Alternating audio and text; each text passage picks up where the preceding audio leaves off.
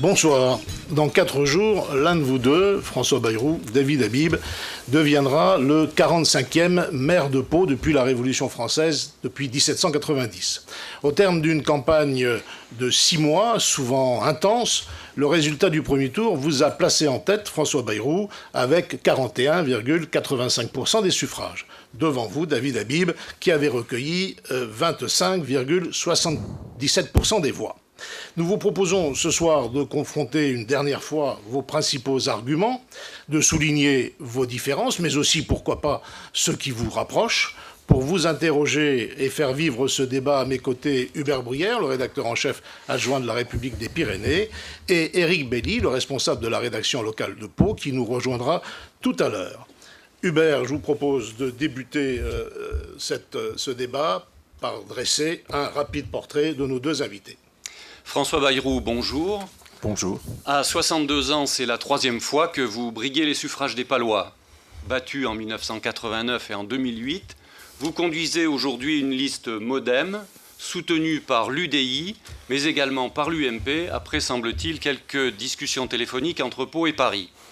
Sur cette liste figurent aussi d'anciens élus de gauche et même des adjoints de la maire sortante. Vous souhaitez incarner le rassemblement, au-delà des clivages politiques classiques, mais aussi le changement après 43 ans de direction socialiste à Pau. David Habib, bonjour. Bonjour. À 53 ans à la tête de la liste socialiste, vous souhaitez également incarner le renouveau de la politique municipale à Pau. Vous avez quitté la mairie de Mourinx après 19 années de mandat. Votre arrivée à Pau a suscité l'automne dernier quelques remous au sein du PS local. Depuis, vous avez construit une liste largement renouvelée et vous vous appuyez sur votre expérience d'élu local pour convaincre les Palois. Ce débat, qui sera minutieusement et rigoureusement chronométré, durera 45 minutes. Le tirage au sort vous a désigné David Habib pour ouvrir ce débat, la conclusion revenant à François Bayrou. Alors ma première question est toute simple, David Habib. Vous n'avez pas caché votre déception dimanche soir à l'annonce des résultats. Vous espérez mieux, voire beaucoup mieux. Ne regrettez pas finalement aujourd'hui de vous être lancé dans la bataille de Pau? Non, pas du tout.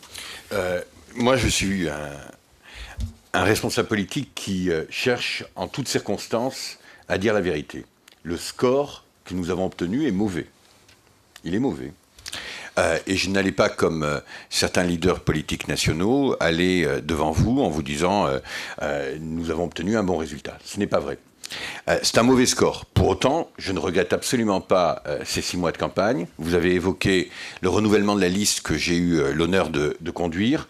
Je suis persuadé que nous avons une liste faite de compétences, d'imagination, d'intelligence et en même temps un bon projet. Il nous reste une semaine pour convaincre.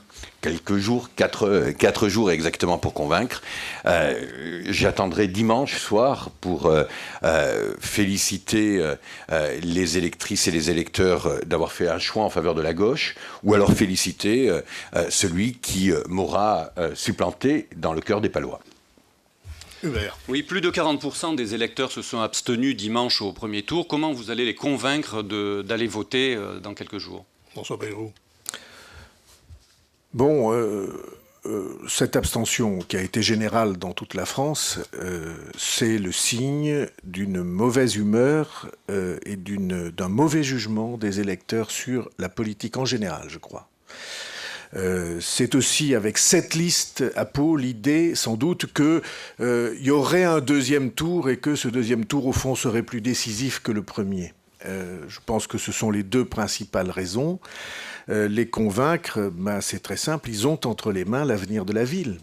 Et je crois, avec presque certitude, que cette volonté chez les Palois, c'est la volonté de changement. C'est, après 43 années, comme vous l'avez rappelé, du même parti à la mairie, et puis des habitudes qui se prennent, et puis des dérives, et puis des lassitudes, ils ont envie qu'une ère nouvelle, qu'une époque nouvelle s'ouvre, ils ont envie d'une nouvelle manière de faire, ils ont envie de pratiques et en même temps d'élan nouveau, et c'est, je crois, ce qui les convaincra, comme ça a été le cas au premier tour, parce que vous avez rappelé à juste titre que 42%, c'est un score bien entendu significatif. Votre analyse sur cette question?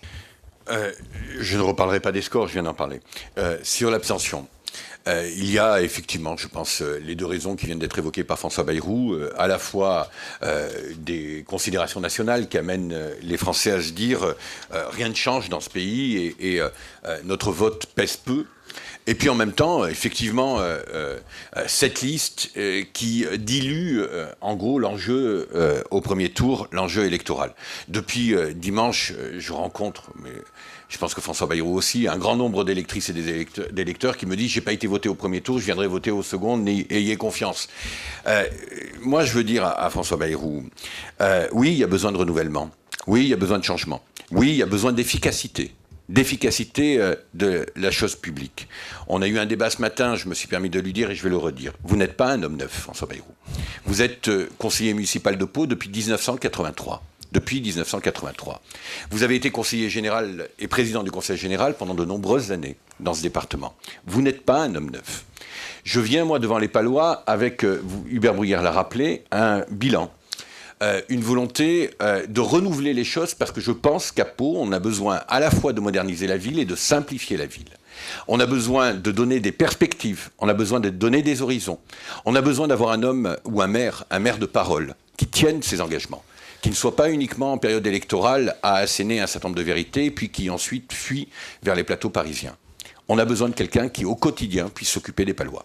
On va laisser François Bayrou répondre et puis après on posera la deuxième question. Il y a deux choses à dire. Vous avez dit ce matin, en effet, dans le débat sur France Bleu, vous avez dit « je suis le changement ». C'est ce que vous avez dit. Vous avez dit, oui, vous incarnez le changement. Permettez-moi de vous dire qu'il y a une manière très simple de trancher cette question. La maire actuelle de Pau, après ces 6 années et les années précédentes, qui soutient-elle ? Vous permettez de répondre ? Oui, elle soutient vous et votre liste, c'est-à-dire que vous n'êtes pas le changement, vous êtes la continuité dont les Palois veulent sortir. Et puis après, vous avez dit une deuxième chose qui est pour moi très importante. J'ai placé ma vie politique sous le signe de la vérité et du respect de la parole qu'on donne. Et vous venez de dire, je suis un homme de parole. Pardonnez-moi, tous les Palois ont vu qu'il y a quelques mois, vous avez signé solennellement avec du château sous le parrainage de Martine Linière et d'Henri Emmanuelli. On était là au sommet de l'onction. Vous avez signé un accord public, solennel, et cet accord, vous l'avez déchiré en 3 semaines.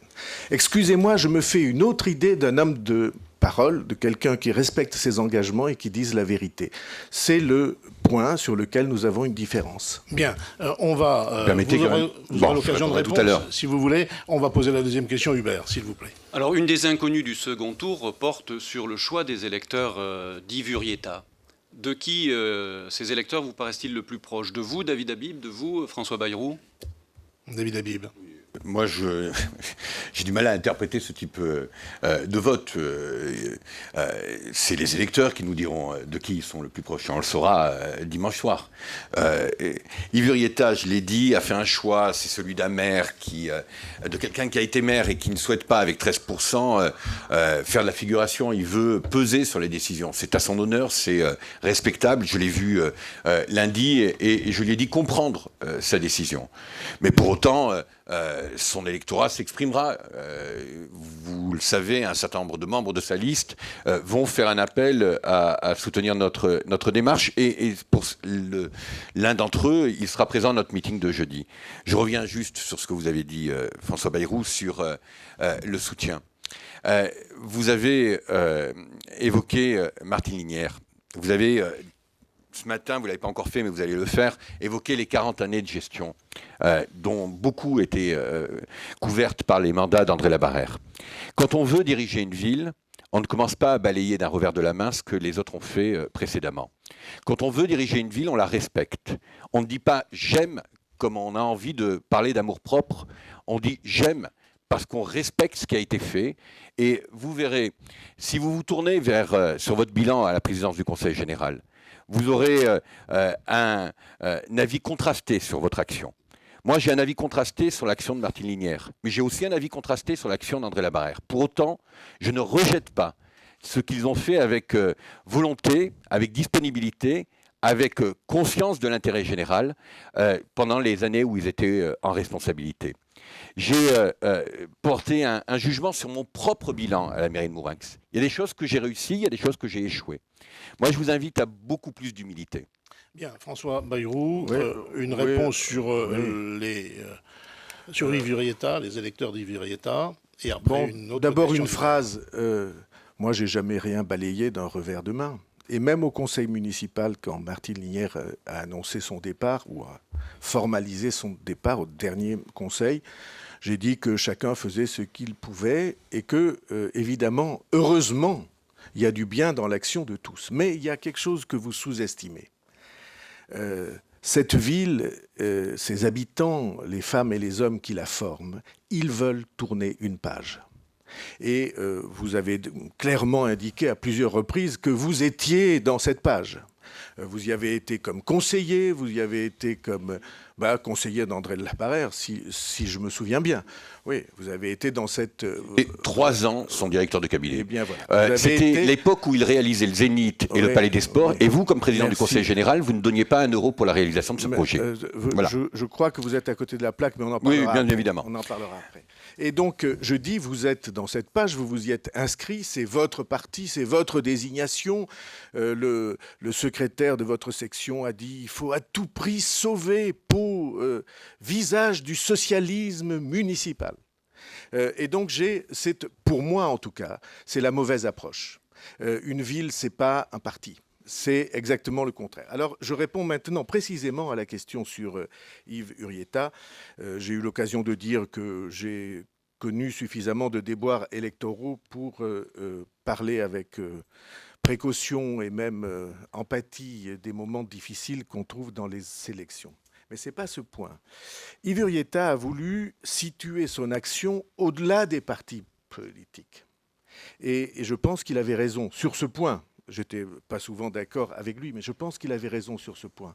Et précisément, la liste, vous l'avez rappelé, que j'ai voulu constituer avec des sensibilités différentes, en les additionnant, c'est au fond la même idée. C'est qu'on a besoin qu'une ville rassemble au lieu d'avoir une ville trop faite de partis. Et j'ai dit souvent, y compris pas du mien, trop fait de partis parce que une ville, ça n'est pas un clan contre un autre clan. Et sur ce point, je pense que nombre d'électeurs d'Yves Urieta auront aussi envie de tourner la page. Vous n'avez pas d'inquiétude sur la solidité de votre équipage, où il y a effectivement des gens venus du centre, de l'UMP, de la gauche. Est-ce que à la première épreuve, à la première cantonale, à la première législative venue, ça n'est pas un équipage, c'est une équipe. Et il faut que vous fassiez très attention aux mots. Ce sont des femmes et des hommes qui se sont engagés en sachant exactement ce qu'ils voulaient et qui ont accepté de se retrouver sur une liste avec d'autres dont ils n'auraient jamais imaginé être proches. Et vous ne pouvez pas imaginer ce que ça apporte en ambiance, en chaleur humaine et en découverte. Et j'espère que les 6 années qui viennent seront placées sous cette étoile-là. Mais vous ne craignez pas, François Bayrou, qu'à la première épreuve, cette équipe ne se dissolve? Mais c'est parce que vous ne les connaissez pas et peut-être vous ne me connaissez pas assez. Mes équipes, cette équipe-là est une équipe soudée et chaleureuse. Très bien. Hubert, est-ce que vous pourriez nous donner un exemple concret et parlant de la différence entre une gestion de gauche et, pour faire simple, une gestion de droite? Oui, vous faites trop simple. Mais pourtant, vous ferez des choix. Il y a un budget, il est voté, il n'est pas voté. Un projet, il est soutenu, il n'est pas mais soutenu. Ça n'est pas... Vous voyez bien que votre grille de lecture mérite d'être remise en cause. Ce n'est pas une gestion d'un camp que je veux accomplir. C'est une gestion qui a sa logique et son cap pour renouveler la ville. Et ni les trottoirs, ni le plan de circulation, ni les halles, ni la sécurité ne sont de gauche ou de droite. Vous partagez ce point de vue, David Habib? Oui, j'ai regardé le chronomètre et je profite davantage de temps, si vous me permettez, d'aller jusqu'au bout. D'abord, je peux rejoindre François Bayrou sur un point. Effectivement, les propos de Louis Fontenelle n'étaient pas pertinents. Et je peux même dire qu'ils étaient idiots. Moi, je ne suis pas là pour continuer la réalité du socialisme municipal. Je suis là pour construire une ville pendant 6 ans. Je suis là pour apporter une réponse aux 7400 demandeurs d'emploi de Pau. Je suis là pour parler de propreté. Je suis là pour parler de sécurité. Je suis là pour parler de proximité. Je veux un service public efficace. Je veux pouvoir garantir aux Palois qu'en dépit de la crise, il n'y aura pas de recours à de la fiscalité. Nous maintiendrons la fiscalité au niveau actuel. Je veux pouvoir dire aux enfants de ceux qui vont voter dimanche, avec moi, la dette ne va pas augmenter, alors qu'avec vous, vous proposez de l'augmenter de 42%. Je veux pouvoir dire aux Palois, oui, vous allez être fiers de cette ville, parce que lorsque vous accueillerez quelqu'un, vous ne serez pas obligé de lui donner un GPS pour pouvoir circuler sur Pau. Je veux pouvoir dire aux Palois, oui, cette ville, elle n'est pas le camp ou la propriété d'un camp politique. Elle est d'abord et exclusivement la propriété des Paloises et des Palois. J'ai une expérience en la matière. J'ai une expérience. Quand on est élu, François Bayrou, avec 76%, avec 18 candidats, c'était aux dernières législatives, au premier tour. Quand on est élu avec 77% aux dernières élections municipales à Mourinx, avec 2 listes au premier tour, c'est qu'on arrive à rassembler. C'est qu'on arrive à rassembler. Je vous vois faire la grimace. François Bayrou, essayez de rassembler davantage. Et permettez-moi de vous dire qu'entre vous qui êtes président du MoDem, 100% président du MoDem, et moi qui n'ai aucun engagement dans mon parti politique, aucune responsabilité interne, je sais qui est l'homme d'un parti et je sais qui est l'homme d'un territoire. Merci. Une question peut-être, et vous répondrez en une seconde, parce que j'ai 52 secondes de retard. Oui. Donc, Oui.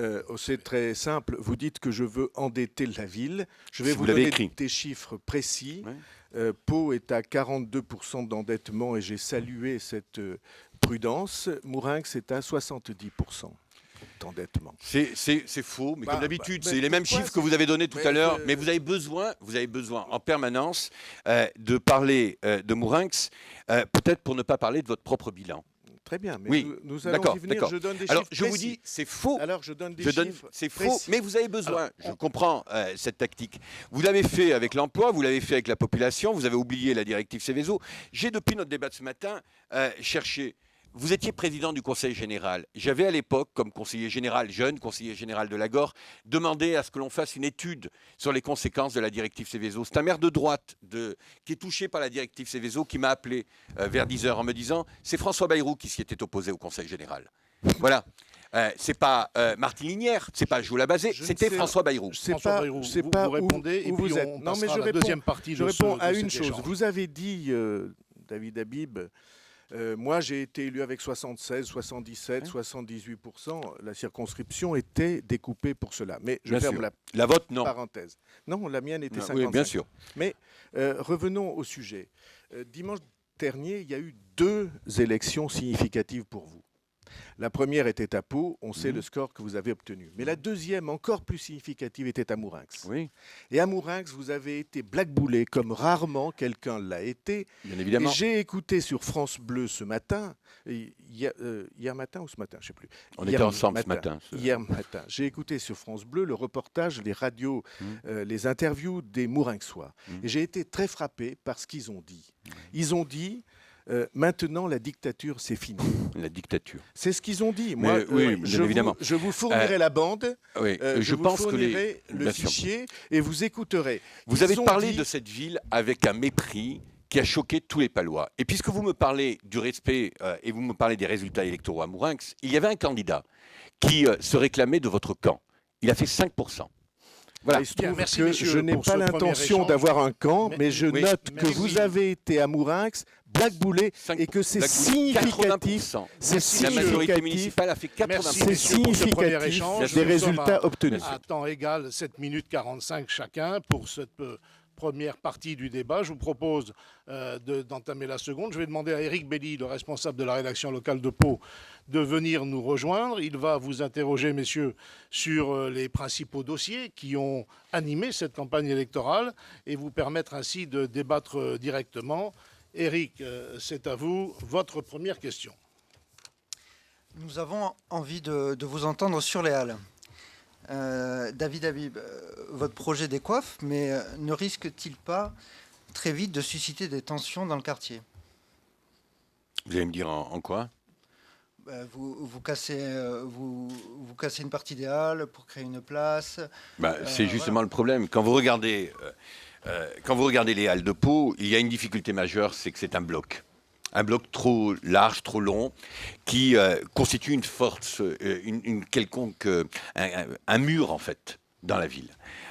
Nous avons décidé de proposer aux Palois de créer une place au milieu, une sorte de parvis, une place qui pourrait être qui pourrait accueillir des manifestations et qui pourrait accueillir un certain nombre de moments forts de la ville et du quartier.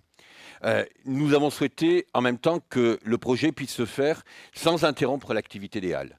Nous avons enfin voulu que les halles puissent être, dans leur transparence, dans leur capacité à être traversées, un moyen pour créer une liaison dans la ville. Que de la rue Carnot, on puisse aller rapidement à la place Clémenceau en passant par les halles. Ce que nous voulons, en fait, c'est de faire en sorte que les halles soient un élément de dynamisme commercial, pas exclusivement pour ce quartier, mais pour l'ensemble de la ville. Je vous rappelle qu'en même temps, il y a la tour du complexe de la République, dans laquelle nous souhaitons, sur le premier et le deuxième étage, réaliser un lieu qui serait le Made in Pau, pour avoir la capacité d'utiliser les halles comme un produit à destination des touristes. Éric, une question sur le même thème à François Bayrou.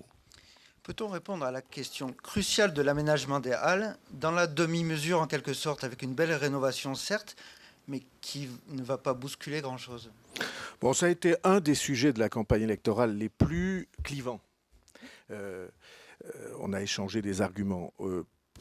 Pour moi, en tout cas, la proposition que David Habib a faite est absurde. Elle est absurde pourquoi? Elle est absurde parce qu'il veut installer les producteurs qui sont sur le carreau aujourd'hui, les maraîchers, les producteurs, il veut les installer au sous-sol, au parking, à ce qui est aujourd'hui le premier étage du parking, ce qui veut dire qu'on est obligé de crever sur 1000 mètres carrés le sol et donc de faire des travaux pharaoniques. Pour ce faire, on est obligé d'interrompre l'activité du parking, parce qu'autrement, on ne passe pas. Et troisièmement, on supprime plus de 100 places de parking. Et donc, c'est absurde. Quant à la place... c'est là encore une contre-performance. Tout le monde se plaint de la place Clémenceau. On la voit trop minérale. La place qui est, semble-t-il, prévue au pied de la tour, c'est une place sur laquelle il ne pourra pas y avoir une plantation parce qu'il y a le parking au-dessous. Et c'est une place qui est ce qu'on appelle un urbanisme de dalle, comme on n'en voit plus depuis les années 60. Et enfin... ça interrompt la circulation au pied des halles, ça plus le bus tram, il n'y a plus de circulation, et ça oblige à reconfigurer le parking de manière absolument monumentale, et donc c'est un triple échec, et je crois que tous les Palois l'ont ressenti ainsi. J'ajoute que c'est un mépris, parce que vouloir installer les producteurs, parce qu'ils sont maraîchers, c'est-à-dire paysans, au fond, dans le parking, c'est quelque chose qui, pour moi, est, en raison naturellement de mes origines trop fortement marquées, et profondément choquant. Vous n'êtes pas visiblement d'accord. Non, d'accord. Effectivement, c'est un élément clivant. François Bayrou propose que les producteurs, ou plus exactement les étaliers, prennent la place des producteurs. Il manque 1700 mètres carrés dans son projet. Il manque 1700 mètres carrés. Et quand on a évoqué ça, il a trouvé une réponse. Comme toujours, François Bayrou, dans l'approximation. Il a dit, je les mettrai sur 2 niveaux. Alors, les étaliers, il peut les mettre sur 2 niveaux, mais pas les producteurs. Je les mettrai sur 2 niveaux en sachant qu'ils ne changent pas la structure, que la structure ne peut pas supporter ces 2 niveaux. Et il ajoute, en plus, je mettrai un jardin au-dessus du bâtiment nouvellement constitué, ce qui alourdira encore le bâtiment. Il sait très bien que son projet n'est pas réalisable. Vous savez, il a une capacité extraordinaire, moi je veux lui reconnaître cette vertu, à dire avec aplomb un certain nombre de contre-vérités. Il a chiffré notre projet. Vous avez dit, je crois, 25,2. Le virgule 2 est exceptionnel. Le virgule 2 témoigne de la parfaite supercherie qui a été la vôtre. On vous a interrogé en vous demandant qui a chiffré ce projet. Vous n'avez pas répondu. Quel est le bureau d'études qui a fait ce chiffrage? Vous n'avez pas répondu. Quels sont les cabinets d'architectes qui ont fait ce chiffrage? Vous n'avez pas répondu. C'est ça, François Bayrou. C'est ça. C'est celui qui assène des vérités sans avoir la capacité à donner la moindre preuve. Une réponse rapide et puis une autre question. Je comprends bien que vous ramiez. Hein. Non, excusez-moi, c'est celui qui très rame, dur. celui qui très rame, dur c'est peut-être un petit de peu... ramer. Oui. C'est très dur de ramer Oui. quand on s'est trompé, sans doute pour n'avoir pas regardé d'assez près les Bien choses. évidemment. Et donc, c'est pas facile. Pour autant, vous n'êtes pas obligé d'insulter ni de dire des bêtises. Donc, restons sur l'idée. Autre chose que méprisant. Restons sur l'idée. Vous avez dit tout à l'heure que vous avez eu beaucoup d'échecs. Est-ce que vous ne pouvez pas vous poser la question de savoir pourquoi vous avez eu tous ces échecs ? Moi, je pense que la raison principale, c'est votre manque de travail et peut-être aussi le mépris que vous avez pour vos adversaires. Eh bien, David Habib, à partir de maintenant, les échecs, vous allez découvrir ce que c'est. Oui, mais... Et c'est quelque chose qui est très formateur. Oui, souhaite apparemment, vous avez besoin d'être formé. Je souhaite pour vous que vous en tiriez quelques enseignements, que vous sortiez de l'arrogance mal placée Je pense qui que est c'était la vous, vôtre. et les Palois ont bien qui vu est en la vous. vôtre, et je pense qu'il faut que vous appreniez maintenant à être, comment disait Martine Linière, moins seigneur. Ouais. S'il vous plaît. Et elle disait seigneur. Si vous voulez que je vous Elle cite disait toutes Seigneur ces avec déclarations les qui ont été deux tenues à votre orthographes. endroit, Messieurs, je pense nous allons- qu'on- Elle disait nous allons Seigneur passer avec toute la les matinée. deux orthographes, S'il vous plaît, nous allons passer Seigneur avec à un l'autre E question pour dire qui a animé cette- dictateur, Je et pensais Seigneur à avec un A. Darcos, l'autre pour quand vous dire- proposiez, s'il vous plaît, messieurs, les Halles, messieurs. le chantre de l'immobilisme. Je C'est votre vous ancien propose directeur de de- cabinet qui disait ça. Je vous propose de passer à une autre question, un sujet aussi clivant qui est le bus tram. Éric, votre question. Le bus tram, François Bayrou, peut-on faire un bus en site propre avec des aménagements légers, de simples coups de peinture sur la chaussée, comme vous le proposez un peu? Non, c'est une phrase qui a été prononcée par quelqu'un d'autre, mais je pense qu'on peut faire un bus en site propre à haut niveau de service, sur voie protégée, avec des aménagements légers. Et que c'est même ce qu'il faut faire dans un temps où il faut économiser l'argent et éviter au centre-ville la plaie de 4 années de travaux. On a déjà beaucoup souffert avec les travaux en centre-ville. Je propose qu'on respecte le centre-ville et en maintenant la circulation qui est l'oxygène pour le cœur de ville. Et donc oui, je suis persuadé qu'on peut économiser cet argent. Question à David Habib. On a l'impression, David Habib, que vous soutenez ce projet depuis le début de la campagne un petit peu avec le frein à main. Non, je le soutiens avec celui qui veut répondre le mieux aux besoins de la ville et à l'attente des Palois. Moi, il n'y a pas de religion du bus tram. Alors d'abord, on va reprendre l'expression tout de suite, ce n'est pas un tram. Et donc, il y a une erreur de communication colossale sur ce dossier. C'est un bus à haut niveau de service. Point. Et de ce point de vue-là, nous portons tous les deux la même ambition. Réaliser un bus à haut niveau de service. Le projet de François Bayrou, il a été évalué par lui à 70 millions. Le projet sur lequel il y a eu un engagement à 70 millions. Alors, si ce n'est pas le cas, vous me dites et je corrige. Et oui, vous corrigez absolument. Alors, vous pouvez effacer ce chiffre-là. C'est, je ne sais pas, 3 fois moins. D'accord. Je demanderai aux journalistes de après vérifier, le débat non pas de vous mettre en cause, je pense que vous dites bien évidemment la vérité, mais de vérifier cela. C'est 80 millions subventionnés à 82%, 12 millions à la charge de la mairie et de la communauté d'agglomération de Pau. C'est une nécessité en termes de transport. C'est une nécessité pour repenser la ville, pour pouvoir réaliser un certain nombre de parkings de délestage qui doivent être réalisés le long du parcours. C'est une nécessité pour requalifier un certain nombre de voiries. Moi, je pense notamment à la rue Carnot, au boulevard de la Paix et à un certain nombre de voies essentielles à Pau. Je vous vois vous agiter tous. Non, parce que, désolé, mais je ne vois plus les chronos ont disparu alors que j'avais de longues minutes de, je crois que de François Bayrou. on revient. Non, mais parce que je crois qu'on revient à zéro. Si je peux vous donner vous une. avez raison, oui, voilà. Tout à fait à l'instant même. Voilà. Et donc, si vous permettez de continuer. C'est bizarre. Mais je vous en prie. Bien sûr. Oui, c'est bizarre, mais c'est comme ça.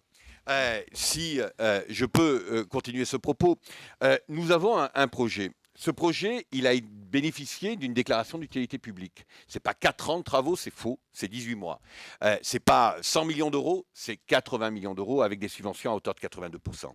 Moi, je dis aux Palois, maintenant, il faut s'emparer de ce projet. Il faut que vous en parliez en dehors de la période électorale. On aurait pu, et je l'aurais aimé, François Bayrou, on aurait pu faire le consensus sur ce dossier. Parce que Pau a besoin de répondre à des problèmes de transport en commun. On aurait pu le faire en bonne intelligence, comme ça a été fait sur le Pays Basque avec Bayonne-Anglet-Biarritz, où des maires de droite et de gauche ont convergé. Comme ça a failli se faire à Pau. Vos amis politiques ont voté toutes les délibérations au syndicat mixte des transports urbains. Malheureusement, la politique s'est emparée, ou le calendrier électoral s'est emparé de ce dossier. Donc on aura une commission du débat public qui viendra examiner et qui viendra favoriser le débat. Et ensuite on votera.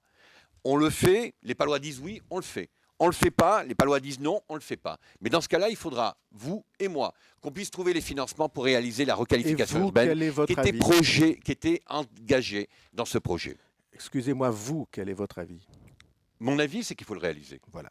Eh bien, voilà une différence claire entre nous. Vous êtes pour le bus tram, je suis contre le bus tram. C'est une révélation pour que vous. je trouve. Oui, c'est une révélation parce que, comme l'a dit Éric Belli, vous avez l'air de soutenir ce projet en marche arrière. Mais maintenant, la question est réglée. Vous venez de le dire. Il y a une différence clivante entre nous. Vous êtes Vous pour. téléphoné, je voudrais donner la Vous réponse êtes tout de suite. Vous n'avez pour, pas besoin et d'attendre je Éric suis Belli. contre parce que c'est un projet totalement mal dimensionné et nuisible à la ville, pour beaucoup de raisons, en particulier parce qu'il interrompt la circulation sur des axes essentiels. Mais voilà maintenant cette chose établie. Oui, ce qui me permet de vous rappeler qu'en 2008, vous aviez porté un projet, c'était le trambus, le même. Ça n'avait rien à voir avec ça. Bien évidemment, les Palois jugeront. Mais les Palois jugeront. Autre question qui a animé... Et il est cette intéressant campagne. de voir qu'on peut entendre l'avis des Palois au travers Bien évidemment. du temps. C'est pour ça qu'on veut les interroger. Et donc, mais il est intéressant de voir, rejoignez-nous sur cette idée, on les interroge. Comment faire mieux pour connaître la vie que de proposer un référendum? Vous êtes d'une certitude, vous, qui me déconcerte. Moi, je demande aux Palois de souverainement se prononcer sur cette question. Le numéro 3 de votre équipe est M. Duchâteau, qui a répété à de multiples reprises qu'on ne pouvait pas revenir sur ce projet, que c'était impossible. Alors expliquez-moi, comment vous pouvez, par un référendum, trancher de cette question sans revenir sur le projet? Si vous partez du principe qu'André Duchâteau a dit avec raison qu'on ne pouvait pas revenir, vous faites ses propos. Moi, je dis qu'on peut revenir sur le projet. Encore heureux. Ne venez pas me reprocher à moi d'interroger les Palois. Vous voyez bien que vous êtes incohérent. Mais enfin, bon, excusez-moi, c'est pas la première fois. Nous allons poser une autre question. Éric, c'est à propos des impôts.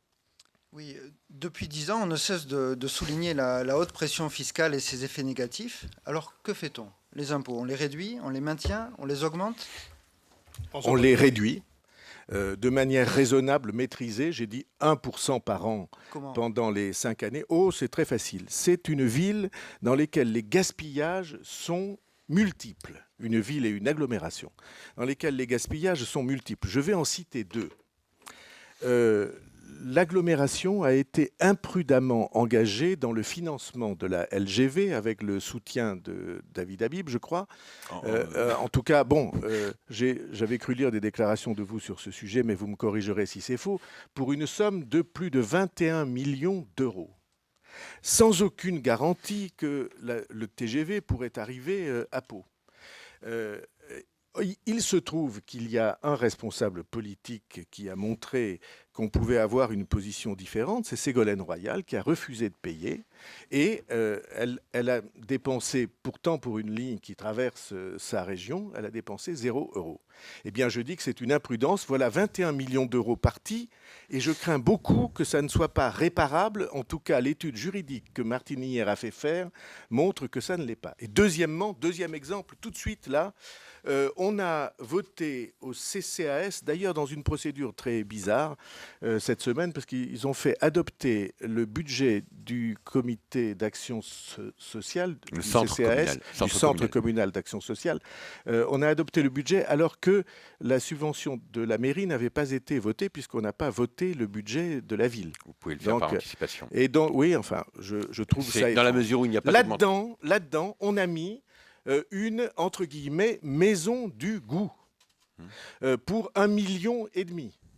Est-ce qu'il y a vraiment besoin à Pau d'une maison du goût dans la crise que nous traversons? Je pense que c'est de l'argent mal utilisé et gaspillé. Et je viens d'évoquer 21 millions plus 1,5 million, ça fait 22,5 millions qui sont partis de la sorte. Le point de fiscalité est à 500 000 €. Et donc, on est, rien qu'avec la maison du goût, ça fait 3 points de fiscalité. Donc, je pense que de ce point de vue-là, il y a eu beaucoup d'imprudence et beaucoup de gaspillage. Et nous allons, au contraire, mettre la raison dans ces budgets. David Habib, votre réponse sur la question des impôts. Je vais d'abord donner ma réponse et puis je reviendrai sur ce que vient de dire François Bayrou. Je ne procéderai à aucune augmentation fiscale pendant les 6 ans qui viennent. Je ne procéderai à aucune augmentation, mais je souhaite que la pression fiscale puisse baisser, être rééquilibrée pour les Palois. Il y a une façon simple de le faire. C'est de travailler sur les taux communaux et les taux intercommunaux.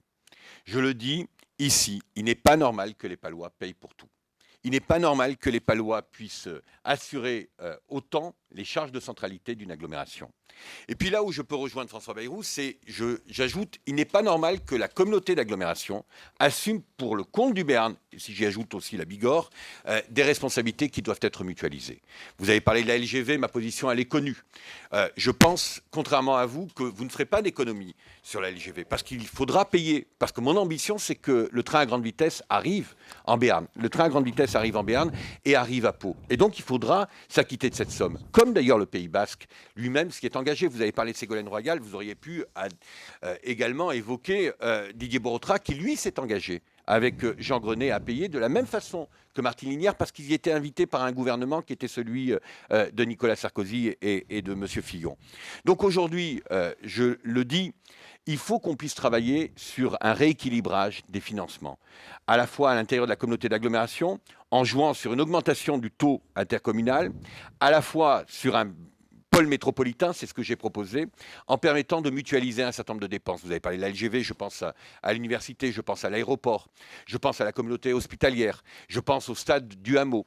Il y a aujourd'hui un certain nombre de dépenses qui doivent être portées par d'autres contribuables que les contribuables palois. Merci David Habib. C'est la moindre des choses. Permettez-moi de dire qui était la majorité qui était à la tête de la communauté d'agglomération ces dernières années. Mais vous... non, il n'y a pas de mais. Vous avez, qui c'était? Mais bien sûr.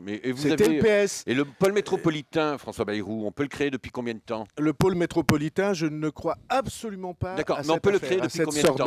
Dites-moi depuis combien de temps? Absolument bien pas. Sûr, c'est une sornette parce que c'est pas vous qui l'avez proposé. Et c'est Ben, pas vous. oui. D'abord, voilà. je suis pas sûr que certains de mes amis n'aient pas participé à l'élaboration de cette loi. Donc, et donc de ce point de vue-là, qui sont vos amis? Écoutez, Michel Mercier, par exemple, qui vient de faire la métropole avec Gérard Collomb à Lyon, est un de mes amis proches et il a beaucoup participé à l'élaboration de cette affaire. Métropolitain. Si vous connaissiez la loi, et Jacqueline Gouraud, qui est vice-présidente des maires de France, a participé très étroitement à l'élaboration de cette loi. Depuis 2010 qu'on ne peut pas entrer. Eh bien, vous vous trompez absolument, puisque par exemple, il y a au Pays Basque. Non, ce n'est pas un pays au sens juridique du terme, et vous le savez très bien. C'est un syndicat. Voilà. C'est une convention spécifique, qu'on appellera, qui relève de la loi et qui ne relève pas d'une initiative locale. Qu'on appellera, une autre question concernant cette fois-ci, parce qu'on a le plus grand besoin d'avoir une c'est peut-être en quoi nous sommes. Mais franchement, quelle est la différence entre un pôle métropolitain et ce que vous avez l'air d'évoquer là? Le pôle métropolitain, il donne des moyens. Moi, vous voulez priver les Palois de moyens? Vous voulez refaire ce que vous avez fait au Conseil général, c'est-à-dire priver Pau de moyens? Je veux défendre. Je ne suis pas sûr que vous soyez sérieux, y compris que vous vous empêchiez de rire quand vous dites ce genre de bêtises. Celui qui rigole, c'est plutôt vous. Donc, c'est très simple. Non, un mot. Oui, un mot, parce que j'aimerais qu'on aborde d'autres questions. Un mot très important. S'il vous plaît. L'identité du Béarn s'est trop affaiblie ces dernières années. Elle a été supplantée par l'identité basque. Et Pau a une responsabilité majeure parce que c'est la première ville, la capitale du Béarn. Et donc, il est dans mes projets et dans mes intentions de faire du pays de Béarn, en rassemblant toutes les syndicats ou les communautés de communes et d'agglomération, d'en faire le porteur de l'identité du Béarn. Alors revenons s'il vous plaît au centre-ville de Pau, qui est aussi une question qui a été largement abordée tout au long de ces 6 mois de campagne. Éric, une question à la fois pour François Bayrou et David Habib. Pour rendre le centre-ville plus attractif, faut-il augmenter le nombre de rues piétonnes ou au contraire faire revenir les voitures? François Bayrou. Il faut un centre piétonnier. Il est trop hermétique sans doute aujourd'hui. Beaucoup de gens s'en plaignent. J'ai rencontré beaucoup d'artisans au porte-à-porte qui disent on n'accepte plus de marché au centre-ville de Pau, on n'accepte plus de chantier au centre-ville de Pau parce qu'on ne peut pas y accéder. Beaucoup de commerçants se plaignent et les clients se plaignent aussi. Alors ça vient du plan de circulation qui est illisible, incompréhensible. J'ai bien aimé que tout à l'heure, dans un mouvement de contestation de la majorité sortante, David Habib dise qu'il faut donner un GPS à ceux qui viennent nous visiter. Je pense qu'il faut un plan de circulation lisible et je pense qu'il ne faut pas augmenter le nombre de rues piétonnes. Bien, David Habib. Alors, d'abord, premièrement, vous êtes surpris quand on dit la vérité? C'est quelque chose qui vous échappe. Bon. La deuxième chose, la piétonisation, c'est quelque chose qui n'est pas, qui ne doit pas être abordé comme ça, de façon trop rapide. Au début, j'étais plutôt défavorable à la piétonisation. Et j'ai vu à la fois les commerçants et les consommateurs dire « notre ville respire ». J'ai vu des commerçants me dire « mon chiffre d'affaires a augmenté d'un tiers ». J'ai entendu ce message. Ils ne sont pas nombreux, ceux-là. Hein. On n'a pas vu les mêmes, peut-être. D'accord, on n'a pas vu les mêmes, mais ils me l'ont dit, François Bayrou. J'entends aujourd'hui ce discours, cette attente, cette volonté d'avoir un centre-ville qui respire davantage. Je ne procéderai pas à un élargissement de la zone de piétonisation tant qu'il n'y aura pas, je l'ai dit, je l'ai écrit, tant qu'il n'y aura pas un plan de circulation qui permette de voir les choses de façon lisible, et tant qu'il n'y aura pas, sur la ville de Pau, un système de transport en commun qui permette de rejoindre le centre-ville dans de bonnes conditions. Mais s'ajoute à cela une autre question que vous auriez pu aborder si vous connaissiez la ville et si vous y passiez plus de temps. C'est de pouvoir, sur le centre-ville, avoir davantage de logements occupés. Une des raisons, c'est pas la seule, de la vacance des logements, c'est la question du stationnement. De pouvoir disposer, lorsqu'on a une famille, d'un lieu pour pouvoir garer sa voiture, après avoir fait des courses, pour pouvoir rejoindre son logement, de pouvoir avoir un espace où on puisse, lorsqu'on a des enfants en bas âge, les prendre et partir à l'extérieur du centre-ville. Il y a une vraie question d'urbanité, une vraie question d'organisation de l'espace qui nous est posée. Et que vous soyez maire ou que je sois maire, on aura l'un et l'autre à réfléchir au plan de circulation, à la piétonisation, en intégrant la dimension logement. Cela nous amène à poser Monsieur Marziou, non, je vais une réponse on va le faire. Et on aborde la démographie locale. Il y a une autre raison pour laquelle le centre-ville va mal, c'est le climat d'incivilité et d'insécurité qui règne au centre-ville. Le fait que beaucoup de Palois, de familles, de mères de famille, beaucoup de personnes âgées, beaucoup de jeunes élèves du collège Marguerite de Navarre ou du lycée Barthou ont le sentiment qu'il y a de plus en plus d'attroupements, de bivouacs, d'incivilité, de climat d'insécurité. On me racontait que des commerces, y compris des jeunes femmes qui travaillent dans des commerces rue Serviez, ont, après 7 heures du soir, le sentiment que, bon, elles ne sont pas tranquilles, parce qu'il y a, comme vous le savez, beaucoup d'incivilité. Je trouve que ça, c'est une question centrale. Il n'y aura pas de récupération du centre-ville et de climat attirant au centre-ville tant qu'on ne changera pas ce climat. C'est pourquoi j'ai dit que sur la police municipale, un certain nombre de surveillances vidéo, etc., nous avions l'intention d'aller vite et de faire en sorte que les choses changent.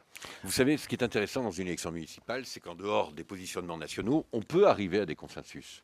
Sur cette question des incivilités, je partage la volonté et d'endiguer un certain nombre de phénomènes qui sont insupportables au centre-ville. Ayons l'honnêteté, vous et moi, de dire que d'autres villes sont confrontées à la même réalité. J'étais à Montpellier au début du mois de septembre, j'étais à Tours, et j'ai constaté, malheureusement, au centre-ville, les mêmes phénomènes que vous avez décriés. Nous sommes aujourd'hui face à une réalité qui mérite une mobilisation de tous les acteurs politiques. J'ajoute que vous avez évoqué les incivilités. Moi, j'évoquerai une autre raison. Et là aussi, je pense qu'on peut partager les choses. Beaucoup de l'habitat de centre-ville est un habitat privé. C'est un habitat qui, aujourd'hui, est propriété, pour certains logements, d'un certain nombre de personnes qui n'y effectuent aucun investissement.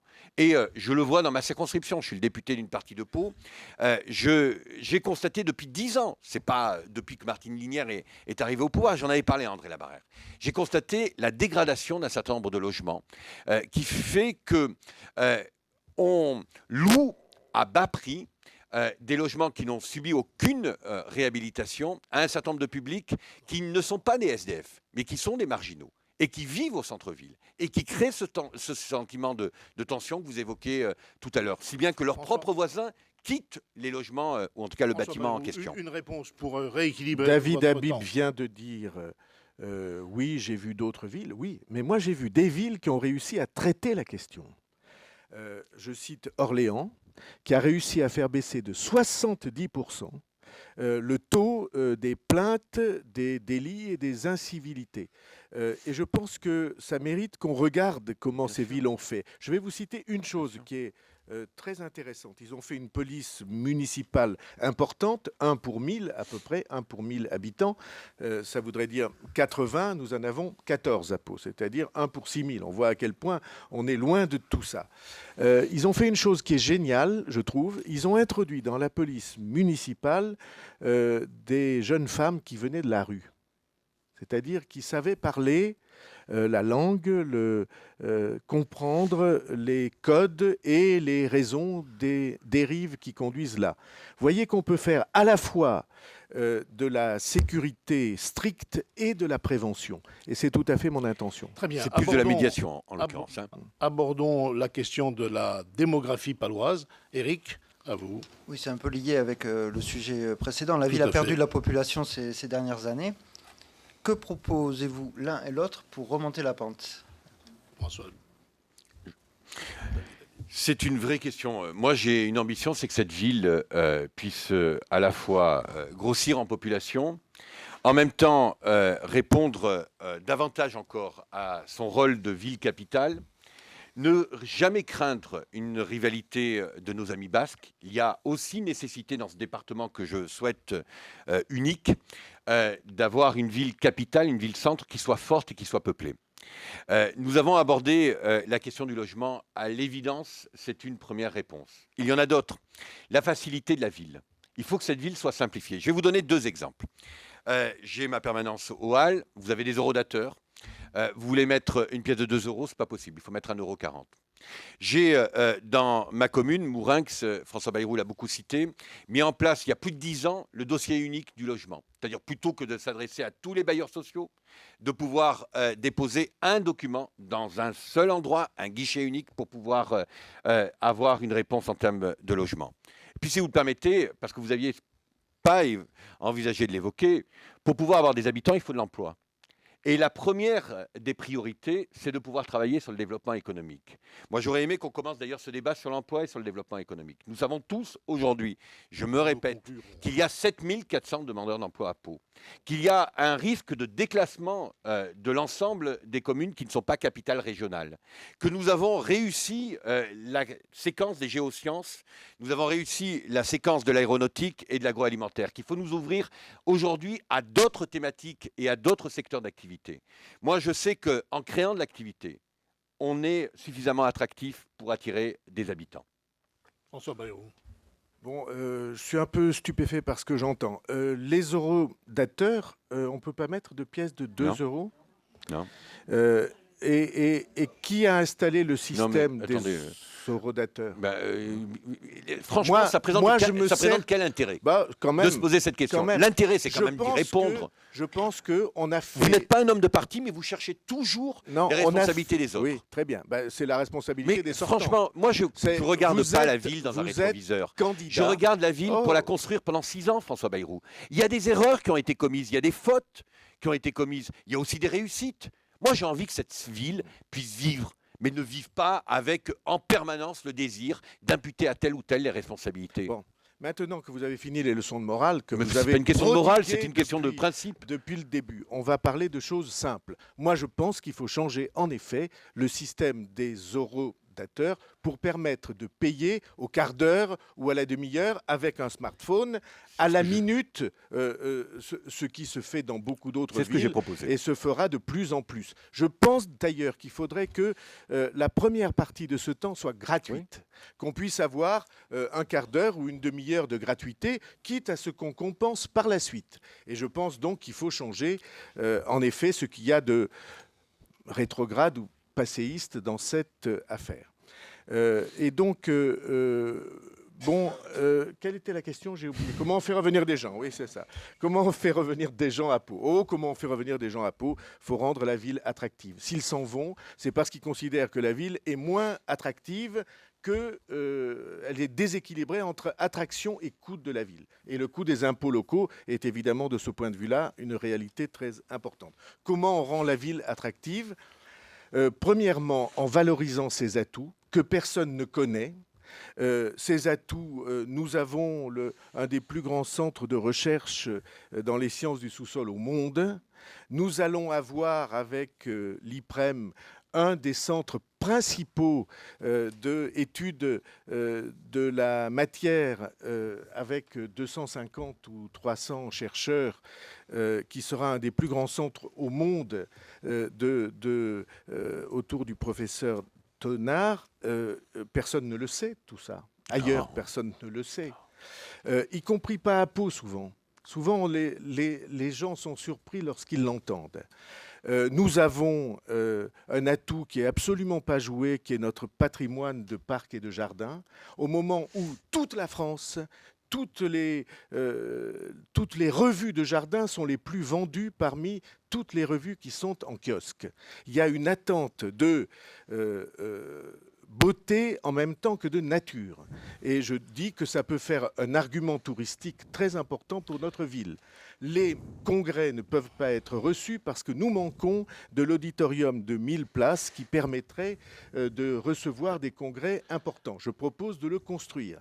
Et je propose qu'on fasse pour les entreprises une pépinière généraliste. Il y a une pépinière technologique à Hélioparc, une pépinière généraliste que j'ai proposé de situer dans la partie rive des Gaves, c'est-à-dire soit aux anciennes usines de housse, soit aux entrepôts Salnave, qui pourrait permettre d'accueillir une pépinière avec une antenne à Saragosse. Merci François Bayrou. On va laisser David Habib répondre rapidement pour essayer d'équilibrer le temps de parole et puis d'arriver à la conclusion de ces débats, puisque ça fait déjà un peu plus de 45 minutes que nous sommes dans cette conversation. Alors, une minute et demie. Il faut de l'emploi. Il faut d'abord de l'emploi. Il faut une réponse à celles et ceux qui souffrent, qui attendent que l'on puisse leur proposer une insertion professionnelle. Ce n'est pas les élus qui créent l'emploi, mais les élus, ils créent le contexte économique dans lequel les entreprises s'implantent. Il faut pouvoir aujourd'hui anticiper sur les métiers de demain, sur ces métiers qui vont, ou ces activités qui vont demain créer de la richesse. C'est pourquoi nous avons proposé sur la domotique, sur la robotique, non pas une, mais 4 pépinières. Parce que ça ne coûte rien une pépinière. J'en ai fait 6. Et que nous puissions véritablement accueillir un certain nombre de PME qui puissent, elles, créer la richesse de demain. Il faut, François Bayrou, de la propreté. Il faut des fleurs, oui, des jardins. Mais pas des jardins confinés dans un parc ou des fleurs confinées dans un parc. Il faut de la propreté en ville. Il faut que les Palois puissent s'émerveiller de leur ville. Il faut qu'ils puissent être heureux et fiers de montrer leur ville à celles et ceux qui viendraient dans notre commune. Merci, David. Il faut de la sécurité, excusez-moi, il faut de la sécurité, mais il faut d'abord un maire qui s'occupe de la ville. Un maire qui soit en capacité d'être disponible, un maire qui ait le goût de faire, un maire qui ait conscience que la politique, c'est d'abord une affaire de résultats. Un contrat de confiance et un contrat de résultats. Merci, puisque nous sommes arrivés à un temps à quelques secondes près. Donc nous arrivons au terme de ces débats qui vous a permis d'échanger 20 minutes chacun. Je vais vous demander de J'ai conclure. 15 secondes de retard et je vais équilibrer. Oui. Est-ce que vous vous écoutez quand vous si parlez? on recommence, Non, nous découperons. Non, je vous remercie. On vient d'entendre une tirade. Vous Très bien. Vous Moi, je conclurez vais quand pendant même le 2 dire. minutes 15 Très si bien. vous voulez, mais je vais vous demander maintenant de bien vouloir conclure dans ce laps de temps en regardant, si vous le voulez, la caméra qui se trouve en face de vous, de façon de vous adresser directement aux internautes. Le tirage au sort vous donne, David Habib, la parole pour commencer. François Bayrou conclura ensuite. Oui, moi je suis... On va revenir, c'est pratiquement la fin de la campagne. Moi je suis heureux. Je suis heureux d'être dans cette campagne électorale. J'ai été scolarisé à Pau, à l'école Bosquet, de la maternelle au CM2. J'ai revu cette école avec émotion. J'ai revu mes amis avec lesquels j'ai joué au football, à la GAB.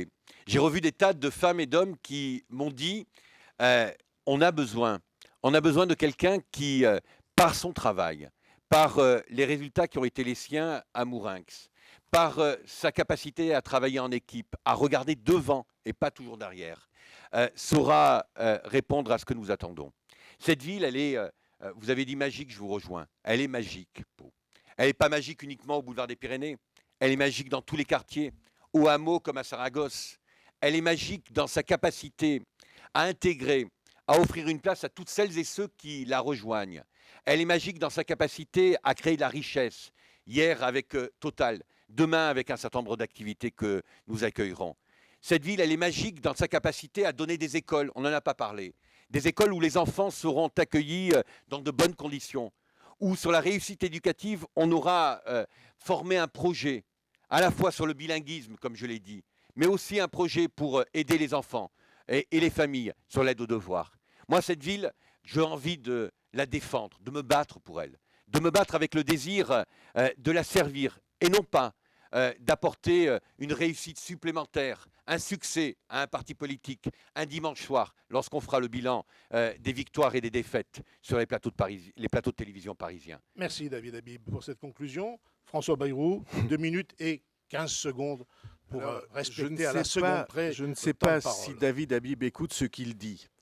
Il a parlé avec des trémolos dans la voix qu'il fallait un maire absolument consacré à la ville. Il est député, il n'envisage pas de démissionner. L'engagement qu'il avait pris de renoncer au cumul des mandats au début de cette élection, comme tous les candidats du PS, il l'a oublié et mis de côté. Et il va rester député, c'est-à-dire qu'il va cumuler les mandats avec... il cumulerait les mandats s'il était élu avec enthousiasme. Heureusement, ce risque n'existe pas. Moi, je dis une chose très simple, et je n'aurais même pas besoin de 2 minutes pour la dire. C'est que la ville, dans l'état où elle est, elle a besoin de tourner une page. Elle a besoin d'ouvrir un chapitre nouveau. Elle a besoin d'une énergie nouvelle, elle a besoin d'un maire nouveau et d'une équipe nouvelle. Elle a besoin que l'on sache qu'en 2014, oui, en effet, après de très longues années, qui ont eu des mérites parce que la Barrère avait une sorte de génie personnel, mais qui après se sont fortement dégradés. On a besoin aujourd'hui de trouver un climat nouveau et un élan nouveau dans cette ville. C'est ce que nous voulons lui apporter et c'est ce que je veux lui apporter. Et à ce que j'ai vu depuis les résultats de dimanche, la ville y est prête et maintenant elle a un enthousiasme particulier à imposer et à forcer ce changement. Merci François Bayrou, merci David Habib pour ces échanges. Vous retrouverez tous les points forts de ce débat dans nos éditions de la République des Pyrénées et de l'Éclair demain. Demain aussi, la suite de notre série Les débats du deuxième tour, à Orthez cette fois, où seront réunis Emmanuel Anon, Yves Darigrand et Bernard Cazenave. Rendez-vous donc jeudi sur ce même site de la République des Pyrénées.fr et dimanche soir à 21h30 pour le direct de la rédaction de Pyrénées Presse. Merci, bonsoir. Merci.